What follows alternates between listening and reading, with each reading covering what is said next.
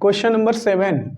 If sec theta minus tan theta is equal to m, then the value of sec theta plus tan theta is. तो देखिए यहाँ पर गौर से देखिए, sec theta minus theta की value m है ना, तो यहाँ पर sec थीटा और tan थीटा ये कौन से ट्रिग्नोमेट्रिक आइडेंटिटीज में आते हैं? तीन ट्रिग्नोमेट्रिक आइडेंटिटीज होती, तो ये tan स्क्वायर और sec स्क्वायर जिसमें आता हो, तो 1 plus tan square theta, 1 plus tan square theta is equal to sec square theta होती है। सेकेंड ट्रिग्नोमेट्रिक आइडेंटिटी है। सेकेंड तीन ट्रिग्नोमेट्रिक आइडेंटिटीज होती ना, पहला होता है sin square theta plus cos square theta 1, ये पहली ट्रिग्नोमेट्रिक आइडेंटिटी है। दूसरी क्या है? 1 plus tan square is equal to sec square. तीसरी क्या है? 1 plus cot square is equal to cosec square. तो ये सेकंड वाली है। तो यही वाले ट्रिग्नोमेट्रिक आइडेंटिटी से ये क्वेश्चन कर पाएंगे हम लोग। यहाँ पर देखिए, अब ये sec theta minus tan theta है ना, तो एक काम करते हैं, tan स्क्वायर को उधर भेज देते हैं। 1 is equal to sec square theta minus tan square theta हो जाएगा। ये tan स्क्वायर उधर चला जाएगा, तो देखिए sec square theta minus tan square theta is equal to 1 आ गया। इसको सीधा कर देता हूँ, LHS को RHS की तरफ कर देता हूँ, RHS को LHS की तरफ कर देता हूँ। sec square theta minus tan square theta ये LHS हो जाएगा और ये RHS हो जाएगा। इसको सीधा करके लिख दिया। यहाँ पर देखिए a square minus B square बन रहा है। a square minus B square क्या होता है? a square minus B square क्या होता है? a square minus B square होता है a plus B into A minus B. याद कर लीजिए, ये a square minus B square होता है a plus B into A minus B. हाँ, इंटू है। यहाँ पर देखिए a square minus B square है ना, तो क्या होगा आंसर? a प्लस बी, ए का काम ये sec थीटा कर रहा है, प्लस बी, बी का काम tan थीटा कर रहा है, a plus B dot a minus B, a sec theta है minus tan theta is equal to 1, ये हो गया। तो यहाँ पर हमें क्या है? sec theta minus tan theta की वैल्यू m है ना, तो हमें चाहिए sec theta plus tan theta की वैल्यू ना, तो इस चीज़ को हम अकेला कर लेंगे, इस चीज़ को अकेला कर लेंगे और इसको डिवाइड भेज देंगे, इस पूरे को डिवाइड भेज देंगे। तो sec theta plus tan theta क्या हो जाएगा? ये हो जाएगा, ये 1 है ना, 1 यहाँ नोट कर लेते हैं ये, और इस पूरे को डिवाइड भेज देते हैं, 1 के नीचे चला जाएगा, तो हो जाएगा sec theta minus tan theta, ये हो गया। अब देखिए 1 upon sec theta minus tan theta की वैल्यू m है ना, तो ये इसके प्लेस पे m रख देंगे, यहाँ m रख दिया, तो sec theta plus tan theta की वैल्यू हो गई 1 अपॉन m। तो 1 अपॉन m कहाँ? ये ऑप्शन है।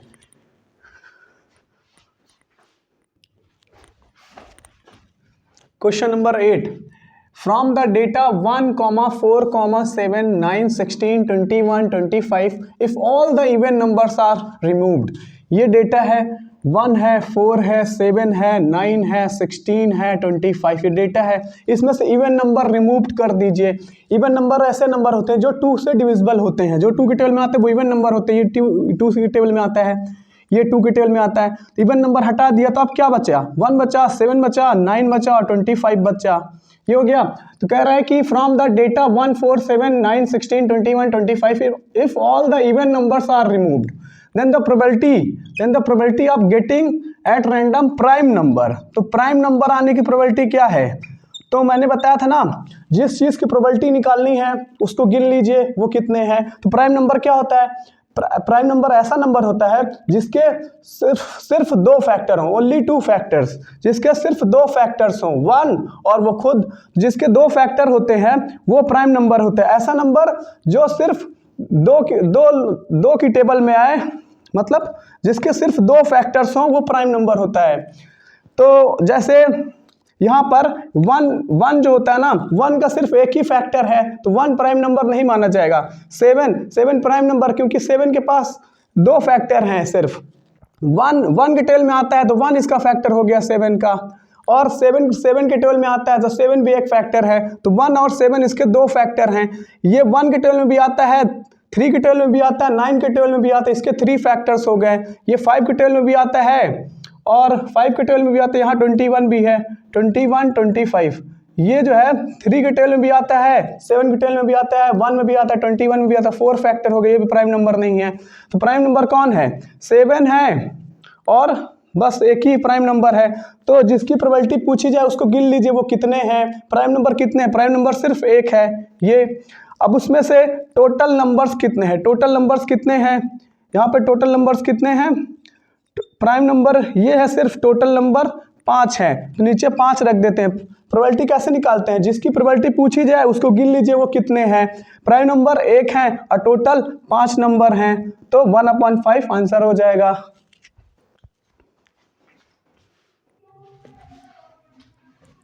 Question number 9, for some data x1, x2, x3, x4 dash dash xn with respective frequencies f1, f2, f3, f4 dash dash fn। मतलब कि ये एक डेटा है x1, x2, x3 और इनकी फ्रीक्वेंसी है, मतलब x1 जो है ना f1 टाइम आया है, x2 जो है ना f2 टाइम आया है, x3 f3 टाइम आया है, x4 f4 टाइम आया और xn fn टाइम आया है। मतलब कि ये जो x1 है ना ये कितने बार रिपीट किया है, इसकी फ्रीक्वेंसी है f1, मतलब x1 जो है ना वो f1 बार आया है। मान लीजिए x1 मान लीजिए 10 है और f1 मान लीजिए 4, तो x1 जो है ना 4 बार आया है, मतलब जो 10 है ना वो 4 बार रिपीट हुआ है। तो इसी तरीके से x2 की फ्रीक्वेंसी हो जाएगी f2, मतलब जो x2 है ना वो 4 बार रिपीट हुआ है। ठीक, f2 के बार मतलब x2 जो है ना वो f2 बार रिपीट हुआ है, जो x3 है ना वो f3 बार रिपीट हुआ है। तो ये डेटा है, उसकी फ्रीक्वेंसीज हैं। यहाँ पर देखिए गिवन है कि सिग्मा, सिग्मा मतलब जोड़ना, समेशन, सिग्मा मतलब summation, sigma fi xi minus X bar मतलब मीन होता है, ये मीन है। ठीक, तो यहाँ पर देखिए सिग्मा मतलब होता है समेशन मतलब जोड़ना, तो हमें fi into bracket xi minus mean इनका सम करना है। ठीक है, तो यहाँ देखिए 1 से लेके n तक लिखा हुआ है, तो 1 से लेके n तक नहीं भी लिखा होता तब भी हम यही समझते हैं कि 1 से लेके n तक का सम हमें करना है। 1 से लेके n तक का मतलब होता है जहाँ जहाँ i रहेगा वहाँ 1 रखेंगे, यहाँ 1 रखेंगे, तो यहाँ से पहला टर्म तैयार हो जाएगा।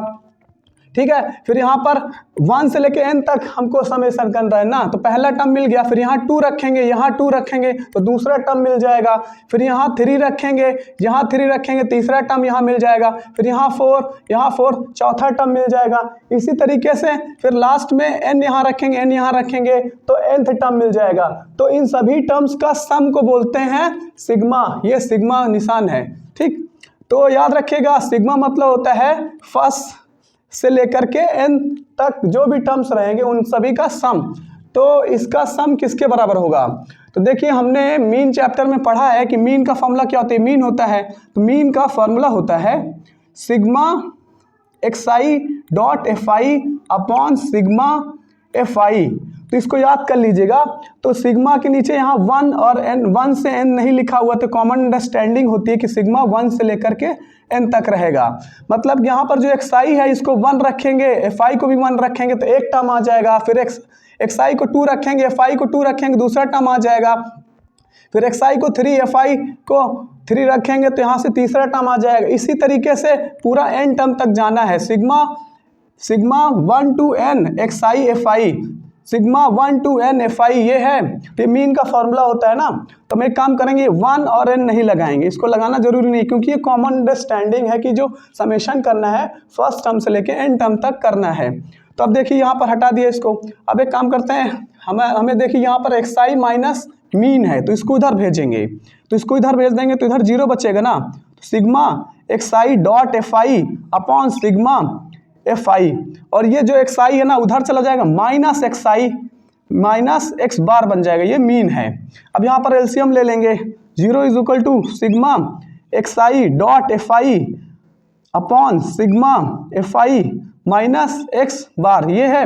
इसका एलसीएम क्या होगा इन दोनों का, इन दोनों का एलसीएम होगा सिग्मा fi ही होगा, तो सिग्मा fi से मल्टीप्लाई कर दूंगा ऊपर नीचे, ये कर लिया।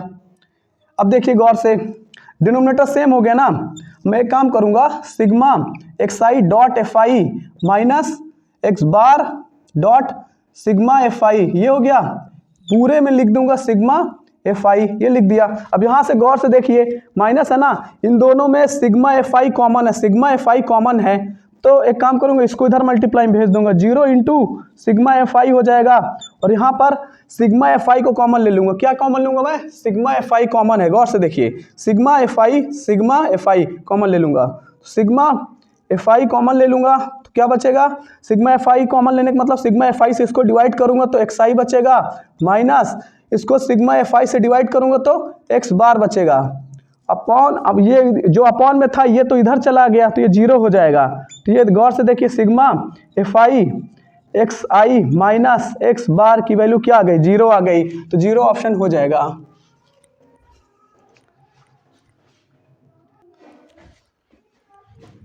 Question number 10, the zeros of the polynomial x square plus p x plus q. तो इसको लिख लेते हैं, एक पॉलिनोमियल है x square plus p x plus q, एक और पॉलिनोमियल है are twice the zeros of the polynomial this. तो एक और पॉलिनोमियल है 4x square minus 5x minus 6। तो जो ये क्वाड्रेटिक पॉलिनोमियल है, तो क्वाड्रेटिक पॉलिनोमियल इस फॉर्म की होती है x square plus B X plus C के फॉर्म की होती है। ये भी quadratic polynomial x square plus B X plus C के फॉर्म में होगी। ये हो गया। देखो the zeros of the polynomial this are twice, मतलब जो इसके जीरोज है ना, जीरोज मतलब ऐसी एक्स की वैल्यू जिसके लिए इस पॉलिनोमियल की वैल्यू जीरो हो जाए, मतलब अल्फा और बीटा इसके जीरोज हम मानते हैं ना। कोई भी क्वाड्रेटिक इक्वेशन के दो जीरोज होते हैं ना, at most two zeros, alpha and beta. तो यहाँ पर बोला कि जो इसके जीरोज होंगे ना वो ट्वाइस है, मतलब इसके जो जीरोज दोनों है ना वो इसके जीरोज के मुकाबले डबल हैं, ये दोनों डबल हैं। तो इसके जो जीरोज हैं उनको अल्फा और बीटा मान लेता हूं। इसके जीरोज को क्या मान लिया, दो जीरोज है अल्फा और बीटा, इसके जीरोज हो गए। ठीक, इसके जीरोज को क्या मान लिया, अल्फा और बीटा। तो जो इसके जीरोज है ना दोनों, वो दोनों डबल हैं इन दोनों से। तो इसके जो दोनों जीरोज होंगे ना, पहला जीरोस 2 अल्फा हो जाएगा, दूसरा जीरो 2 बीटा हो जाएगा। डबल है ना, इसका डबल ये है, इसका डबल ये है। तो ये इस क्वाड्रेटिक पॉलिनोमियल के ये जीरोज हो गए दोनों। ये हो गया। तो देखिए यहाँ पर अल्फा प्लस बीटा क्या होता है, अल्फा प्लस बीटा होता है माइनस बी अपॉन ए होता है।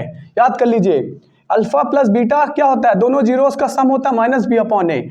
तो अल्फा प्लस बीटा क्या हो गया, माइनस बी, मतलब माइनस माइनस 5 अपॉन ए कितना है, ए है 4, तो ये हो जाएगा 5/4। ये अल्फा प्लस बीटा हो गया, इसको ध्यान में रखिएगा। अब देखिए यहाँ पर दोनों जीरोस है ना, इन दोनों जीरोस का सम क्या होगा, माइनस बी अपॉन ए होगा ना। तो 2 अल्फा प्लस 2 बीटा, दोनों जीरोस का सम होगा माइनस बी अपॉन ए। तो बी का काम कौन कर रहा है, बी का काम पी कर रहा है, तो माइनस पी अपॉन ए। ए का काम कौन कर रहा है, ए का काम 1 कर रहा है, तो ए का काम 1 कर रहा है। तो यहाँ पर 2 अल्फा प्लस 2 बीटा की वैल्यू क्या हो जाएगी, माइनस पी ना। तो यहाँ से 2 कॉमन ले लेंगे, 2 कॉमन लेंगे तो alpha plus beta is equal to minus p हो जाएगा। तो देखिए अल्फा प्लस बीटा की वैल्यू माइनस 5/4 है ना, अल्फा प्लस बीटा के प्लेस पे क्या रख देंगे, अल्फा प्लस बीटा के प्लेस पे 5/4 रखेंगे, प्लस 5/4। ये यहाँ पे मल्टीप्लाई है, ये is equal to minus P.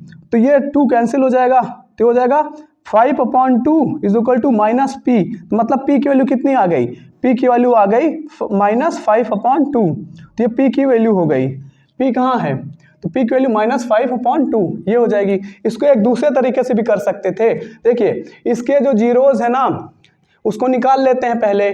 जैसे ये है, यहाँ पे कर देता हूँ, ये है क्वाड्रेटिक पॉलिनोमियल, तो इसको जीरोज निकाल लेता हूँ, अल्फा और बीटा निकाल लेता हूँ ना, क्योंकि इसमें सभी कोफिशिएंट्स गिवन है। लेकिन इसके जीरोज नहीं निकाल पाऊंगा ना, इसके कोफिशिएंट्स नहीं गिवन, ये वाला कोफिशिएंट्स नहीं गिवन और ये भी नहीं गिवन ना। तो एक काम करूंगा, इसके जीरोज निकाल लेता हूँ। तो कैसे निकालता हूँ, स्प्लिट द मिडिल टर्म से। तो इसको जीरो के बराबर मान लूंगा, ये इसको इधर मल्टीप्लाई किया, -24 है ना, -24 को ब्रेक करूंगा तो 6 4 जो 24 कर देता हूँ। तो यहाँ पर नहीं आया, -5 लाना है, तो 8 3 24। तो माइनस इन दोनों को ऐड करने में या फिर सब्ट्रैक्ट करने में -5 आना चाहिए, तो यहाँ माइनस ले लेता हूँ, यहाँ प्लस ले लेता हूँ। तो यहाँ पर देखिए, यहाँ पर इस तरीके से स्प्लिट द मिडिल टर्म करता हूँ ना, तो इसके दोनों जीरोज जो होंगे ना, मैं डायरेक्ट बता देता हूँ, इसके जीरोज होंगे -2 पहला जीरो होगा और दूसरा जीरो होगा वो -3/4 होगा। इसके ये दोनों जीरोज निकाल लिया मैंने, दोनों जीरोज निकाल लिए। अब देखो ये जो क्वाड्रेटिक पॉलिनोमियल है x square plus p x plus Q, ये जो क्वाड्रेटिक पॉलिनोमियल है इसके भी दो जीरोज होंगे और इसके जीरोज ना इससे डबल हैं। तो -2 का डबल ये -4, इसका एक जीरो हो जाएगा। इसका डबल करूंगा, डबल मतलब 2 से मल्टीप्लाई करूंगा तो ये कट जाएगा, तो -3/2। तो ये यहाँ पर +2 होगा, इसका एक जीरो और ये हाँ ये, तो ये पहला इसका जीरो है 2 और इसका दूसरा जीरो है -3/4। तो इसका पहला जीरो डबल है ना, इससे डबल है, तो ये 4 ले लेंगे, इसको ले लेंगे -3/2, क्योंकि इसके जो जीरोज है ना, इसके जीरोज से इसके जीरोज डबल हैं, मतलब इसका डबल ये होगा, इसका डबल ये होगा, ये दोनों जीरोज हैं। अब देखिए क्या बोला कि हमें पी की वैल्यू निकालनी है ना, तो अल्फा प्लस बीटा क्या होता है, अल्फा प्लस बीटा होता है -b/a होता है ना। तो -b कौन है, तो -p/a, a है 1, यहाँ पे 1 है ना, ये रख दिया। तो अल्फा प्लस बीटा की वैल्यू हमें मालूम है, देखो अल्फा की वैल्यू 4 है, प्लस बीटा, बीटा की वैल्यू -3/2 है, ये हुआ। अब यहाँ पे आगे कर देता हूँ, देखिए यहाँ पर इसको इधर मल्टीप्लाई कर दूंगा, 8 हो जाएगा, 8 - 3/2 इज इक्वल टू -p, ये हुआ। अब यहाँ पर देखिए 5/2 हो गया इज इक्वल टू -p, तो p की वैल्यू आ गई ना, p की वैल्यू कितनी आई, -5/2, यहाँ से भी आ गई -5/2।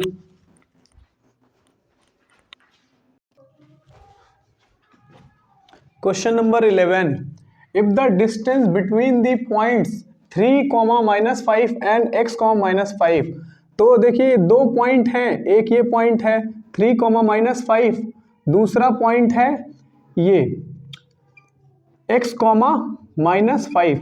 इन दोनों पॉइंट के बीच की जो दूरी है ना वो 15 यूनिट्स है, दोनों पॉइंट के बीच की दूरी 15 यूनिट्स है। Then the value of x, तो इस x की वैल्यू निकालनी है। तो इन दोनों पॉइंट के बीच की डिस्टेंस कैसे निकालते हैं, डिस्टेंस फॉर्मूला बताइए क्या होता है, इसको x1 मान लीजिए, इसको y1 मान लीजिए, इसको x2 मान लीजिए, इसको y2 मान लीजिए।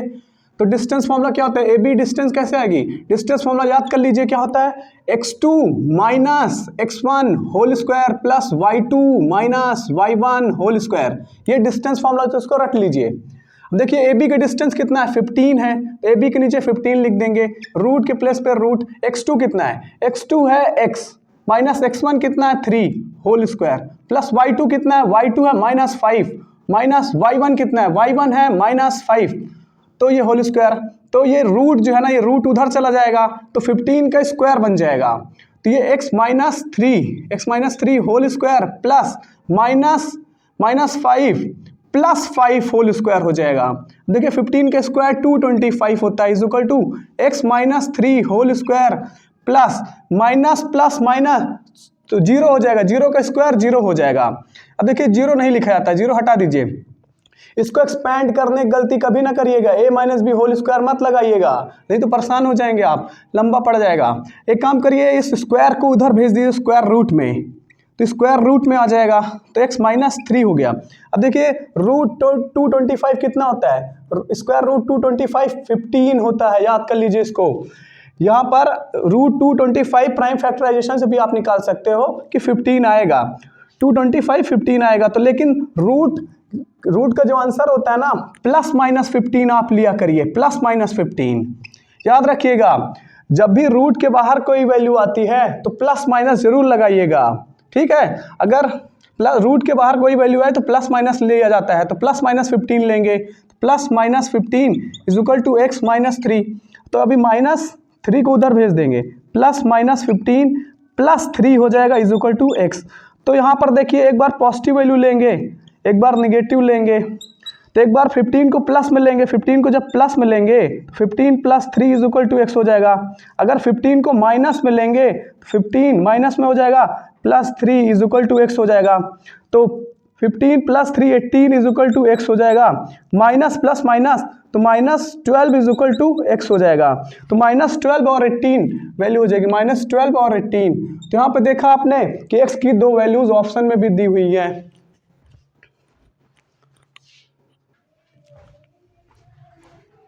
Question number 12, if cos alpha plus beta is equal to 0 then the value of cos alpha plus beta upon 2। तो यहाँ पर देखो गिवन क्या है, cos alpha plus beta is equal to 0 है।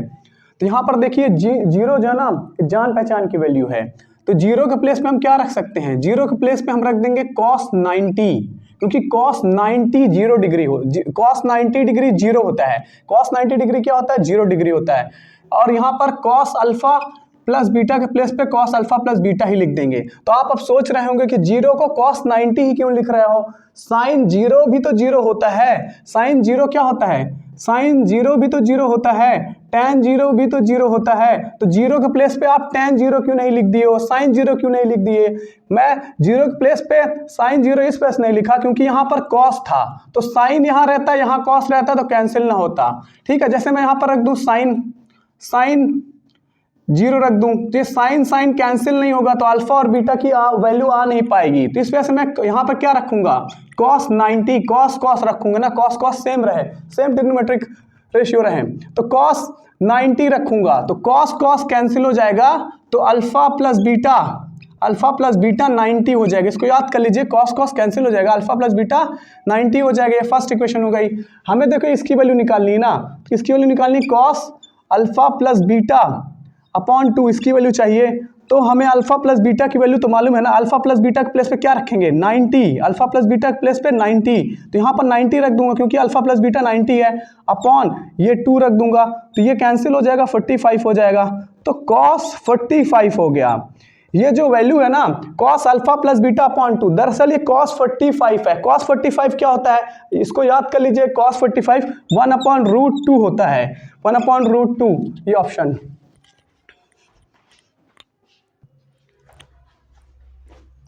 Question number 13, a solid sphere is cut into two hemispheres. एक solid sphere बना लेता हूँ, ये इसको कट कर देंगे तो 2 हेमिस्फीयर बन जाएंगे। ये सॉलिड है याद रखिएगा, ये ऐसे कट कर दिया, एक ये हेमिस्फीयर बन गया, ये दूसरा ऐसे हेमिस्फीयर बन जाएगा, ये 2 हेमिस्फीयर बन गए। देखिए ये सॉलिड है, सॉलिड मतलब समझ लीजिए जैसे जैगरी होता है, गुड़ होता है ना, जैसे अमरूद होता है, ये सॉलिड होते हैं, ठीक है। तो ये सॉलिड है, मतलब जैसे प्लास्टिक की जो बॉल होती है ना वो हॉलो होती है, उस तरह नहीं, ये अमरूद की तरह समझ लीजिए सॉलिड है। ये हो गया, इसको यहाँ से कट कर देंगे तो 2 हेमिस्फीयर बन जाएंगे। The ratio of surface area of sphere, इसका जो टोटल सरफेस एरिया होगा वो होगा 4πr²। The ratio of surface area of sphere to that of 2 hemisphere taken together, तो इसका टोटल सरफेस एरिया क्या होगा।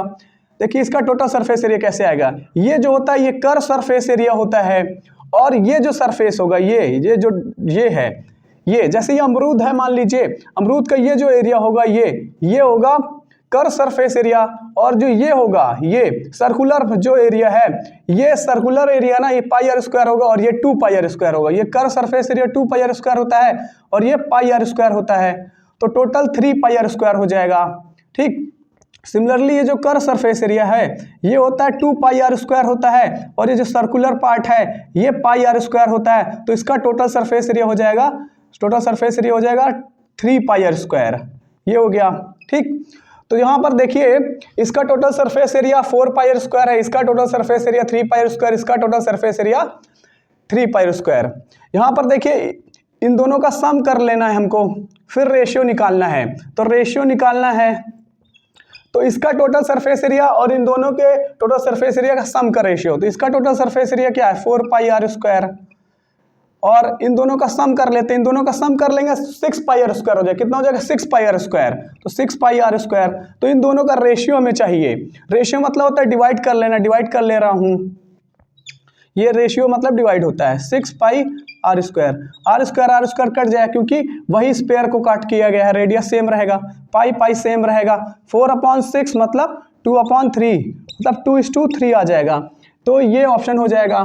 अगर यहाँ पर ये सॉलिड ना बोला होता, अगर यहाँ पे बोल देता कि हॉलो स्पेयर है मतलब सॉलिड स्पेयर नहीं है, तब ये रेशियो नहीं आता। देखो वो वाला भी करके दिखा देता हूँ, जैसे मान लीजिए एक हॉलो स्पेयर है, सॉलिड नहीं है, हॉलो स्पेयर है, ये तो सॉलिड स्पेयर है ना, ये सॉलिड है, ठीक।